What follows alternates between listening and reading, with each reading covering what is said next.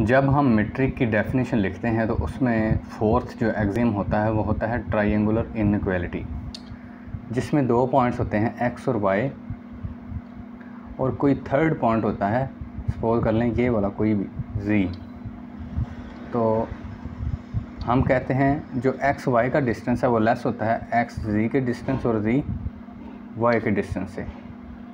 ये x Y का है, तो इसको कैसे लिखेंगे? Distance between X and Y less और equal to distance between X G and G Y.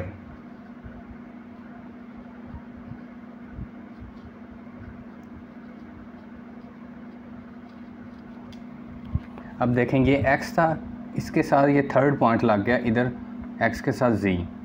उसके बाद ये y था, तो y के साथ भी ये थर्ड पॉइंट z लग गया। इधर बाद में लगेगा और इधर पहले लगेगा। एक और तरीके से भी आप इसको देख सकते हैं कि जो x और y पॉइंट हैं ये इस ब्रैकेट के बाहर बाहर होंगे और जो z है वो ब्रैकेट के अंदर रह जाएगा। इस तरह भी आप ये थर्ड पॉइंट को देख सकते हैं। तो ये जो इनइक्वालिटी थी ये 3 पॉइंट्स के लिए थी। हमने इसकी करनी है जनरलाइजेशन। जनरलाइजेशन में हम फाइनाइट पॉइंट्स लेंगे, फाइनाइट n पॉइंट्स लेंगे। सपोज कर लें कि आपके पास ये पॉइंट x1 है, ये पॉइंट x2 है, ये पॉइंट x3 है, ये पॉइंट x4 है, और अप टू सो ऑन ये पॉइंट xn-1 है और ये पॉइंट xn है। हमने डिस्टेंस फाइंड करना है x1 से xn तक। तो उस डिस्टेंस को फाइंड करने के लिए हमें ये सब पॉइंट से गुजर कर जाना पड़ेगा। तो पहले हम इसको x लेट कर लेते हैं, इसको y, और ये z पॉइंट जो है ये x2 ले लेते हैं। तो अब देखें d x की जगह पे x1 आ गया, y की जगह पे xn आ गया, लेस और इक्वल टू।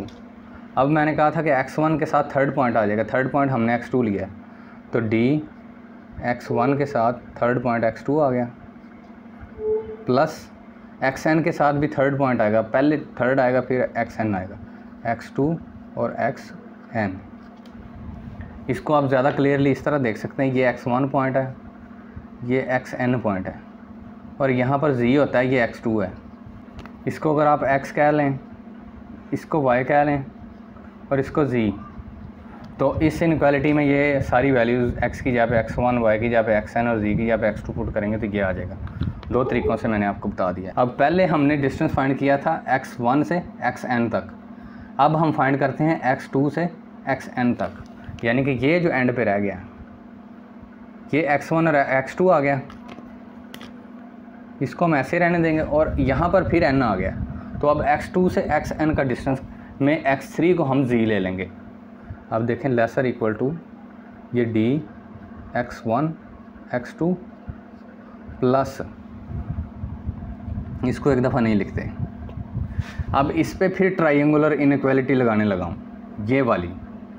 इसमें क्या था, पहले पॉइंट के साथ थर्ड पॉइंट आता है पहला। अब ये x2 ये फर्स्ट पॉइंट है, ये देखें d x2 के साथ इससे आगे थर्ड पॉइंट x3, फिर प्लस d x3 के साथ xn। तो अब देखें ये ट्रायंगुलर इनइक्वालिटी इससे लेस है, इस पे लगाइए तो फिर ये तो वैसे ही आ गई, और इस पे ये लगाइए तो ये चीज़ इससे लेस है, तो यहाँ पर लेस और इक्वल टू आ जाएगा इसकी वजह से, क्योंकि इस पे हमने ट्रायंगुलर इनइक्वालिटी लगाई है। अब फिर फर्दर हम क्या करेंगे, ये x1 x2 आ गया, x2 x3 आ गया, फिर ये x3 xn आ गया, तो अब x3 के साथ हम आगे x4 ले लेंगे। अब थोड़ा सा इसको मैं इधर लिखता हूँ, d x1 x2 plus d x2 x3 plus, अब देखें d x3 और xn, इस पे हम लगाएंगे फिर ट्रायंगुलर इनइक्वालिटी। अब d x3 वैसे आ जाएगा और साथ z वाला पॉइंट आ जाएगा 3 के साथ हमने x4 ले लिया और फिर प्लस x4 के साथ ये xn आ जाएगा, यानी कि x3 इधर और xn इधर और सेंटर में x4 वाला पॉइंट। और अब देखें इससे ये लेस है, ये वैसे आ गई, ये भी वैसे आ गई, इससे ये लेसर इक्वल है तो यहाँ पर लेसर इक्वल टू आ जाएगा। अब continuing in the same manner,